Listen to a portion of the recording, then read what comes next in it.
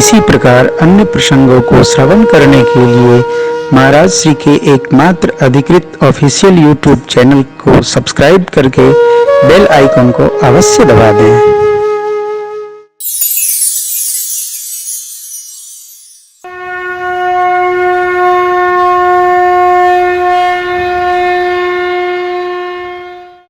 परसों की कथा में एक बात रखी थी, इसमें पेंच कम से कम कसा जाए। कई लोग सुबह से शाम तक यही सूची बनाते हैं, आज किसका नंबर है जिसको ठगा जाए। अरे हम किसी को ठगेंगे? यदि हम किसी को ठग रहे हैं तो हम ठग नहीं रहे हैं, हम अपने ठगा रहे हैं। क्यों? हम अपने कर्म बिगाड़ रहे हैं। पेंच कम से कम रखिए, आहा हा, आनंद होगा। कर्म को जान करके जिया जाए, कर्म को जान करके किया जाए। बाबा, क्यों बाबा? पूरी दुनिया भोले बाबा की सेवा क्यों अधिकतम करती है हो? क्यों? सहज स्वरूप में बाबा रहते हैं। शंकर सहज स्वरूप समारा, तत्क्षण लागी अखंड।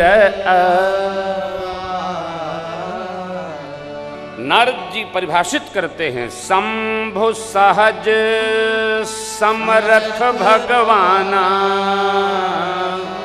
यही सब विधि कल्याण। भगवान शिव सहज हैं, सहज सामर्थ्यवान हैं, कुछ भी प्रदान कर सकते हैं, कुछ भी प्राप्त कर सकते हैं। जो सहज है वो सुखी है। सहज सरल सुनि रघुबर बानी, साधु साधु बोले मुनि। महर्षि वाल्मीकि जी।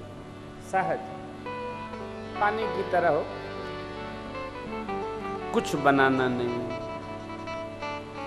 देखिए देखिए, भजन सहज, भोजन सहज, रहन सहज, जितना सब सहज रहेगा उतना आप आनंद में रहेंगे। जो जितना असहज है वो उतना परेशान है। क्या उठावें, क्या रखें, क्या छिपावें, क्या बतावें, क्या दिखावें, क्या जतावें, ये असहजता है। भक्ति सहज,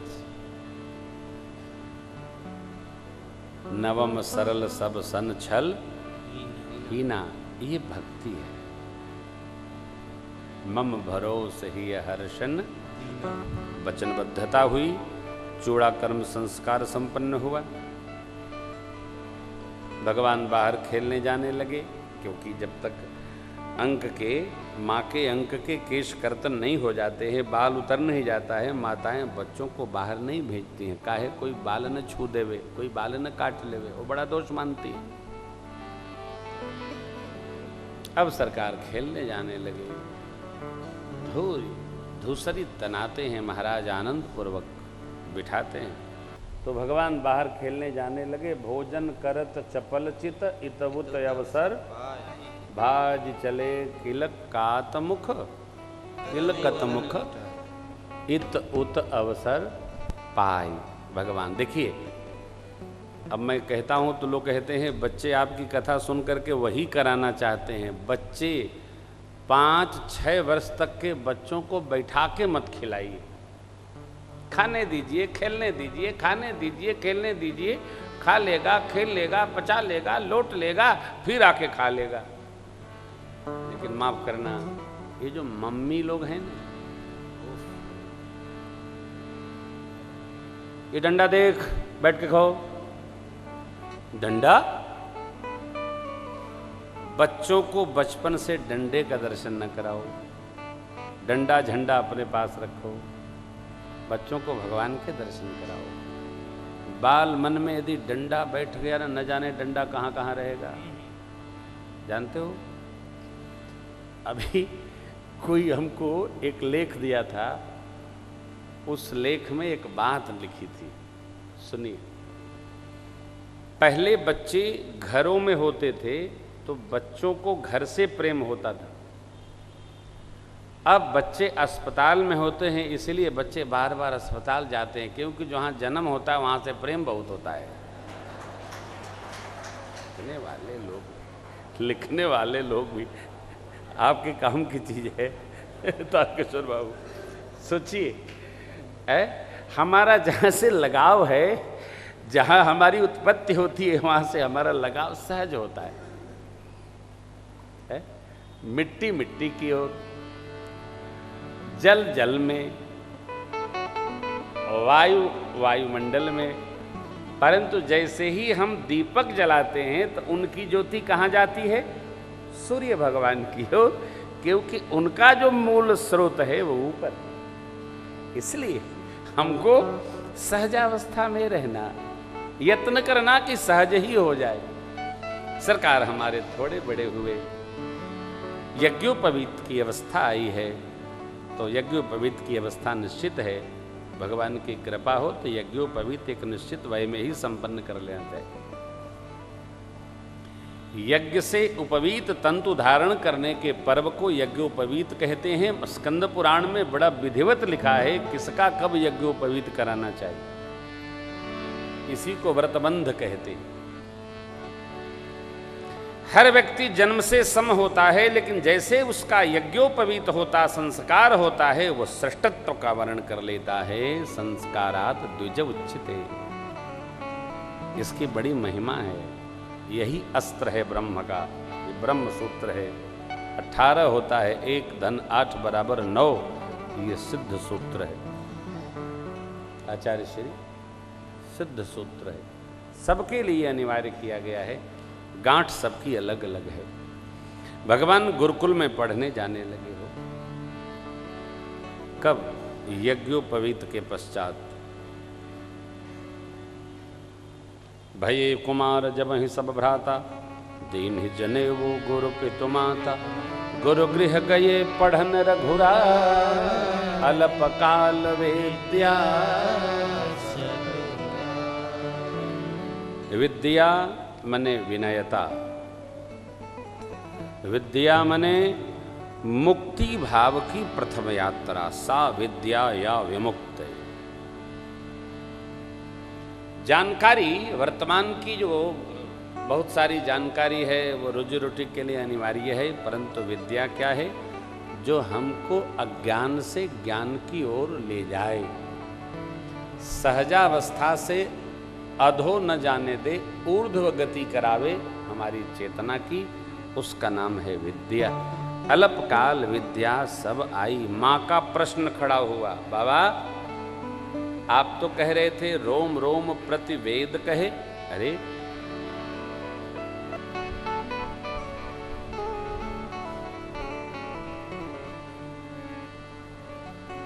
तो हम लोग गा रहे थे, भगवान गुरुदेव भगवान के यहाँ गुरुकुल में पढ़ने गए। गुरु गृह गए पढ़न रघुरा, अल्प विद्या सब। अल्प काल में सब विद्या आ गई। अब विद्या कितनी है इस पर फिर हम लोग चर्चा करेंगे। विद्या का एक प्रधान गुण है, यह विनय प्रदान कर देती है। विद्या ददाति विनय। जिसको विद्या प्राप्त है उसमें शीलता स्वतः अवतरित हो जाती है। देखो आप, ज्ञान हो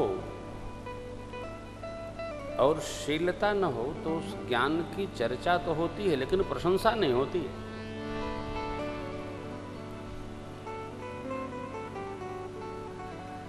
प्रभु लक्ष्मण भैया को बड़ा मधुर उपदेश कर रहे हैं किष्किंधा में, तो कह रहे हैं,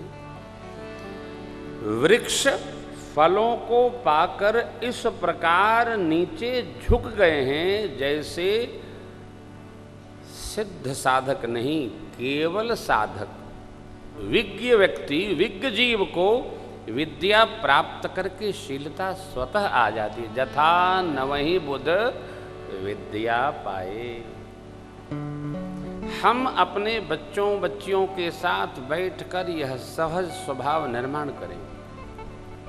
देखो आप, हम पढ़ाते लिखाते बहुत हैं, परंतु बच्चों के साथ जो सहज संवाद हमारा है उससे हम बहुत दूर हो जाते हैं। मैं इंटर तक हॉस्टल व्यवस्था का घोर विरोधी हूं। हॉस्टल व्यवस्था और आश्रमों में जो व्यवस्था चल रही है वृद्धाश्रम खोलने की, दोनों के हम घोर विरोधी हैं। क्यों? व्यवस्था ऐसी होनी चाहिए कि हमारे घर में वृद्धों का पूजन हो, चाहे भगवान का पूजन कम हो। वृद्धावस्था ही हमारे बचपन की अवस्था की सुंदर व्यवस्था बना सकती है। ये वही अनुभव कर सकता है जो इसमें रहता है। परंतु यह कलयुग का जीव अपनी स्वच्छंदता बनी रहे, इसलिए वृद्धावस्था और बालावस्था दोनों को हॉस्टल में रख देता है। हरिहर रंग न फिटकरी चोखा, हर न फिटकरी रंग चोखा, लेने देना नहीं। बुढ़ापा तो वृद्धाश्रम में, बचपन हॉस्टल में। भोजन बनाओ चाहे होटल से मंगाओ, क्या होना है। कथा के बाद कोई मिलेगा नहीं, प्रश्नोत्तर नहीं, जो कह दिया यही अंत है।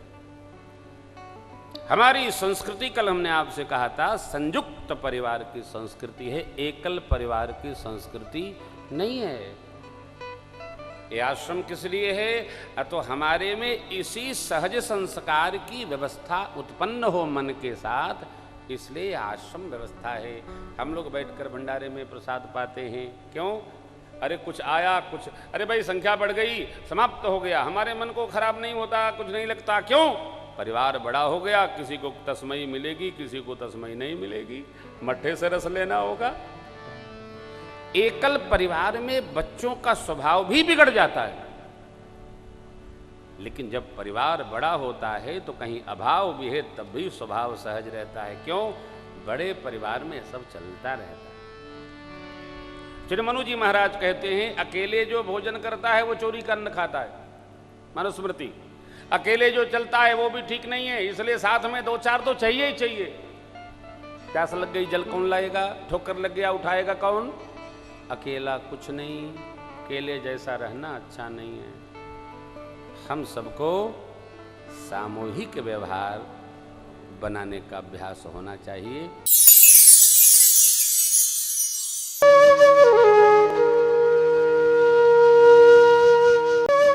इसी प्रकार अन्य प्रसंगों को श्रवण करने के लिए महाराज श्री के एकमात्र अधिकृत ऑफिशियल यूट्यूब चैनल को सब्सक्राइब करके बेल आइकन को अवश्य दबा दें।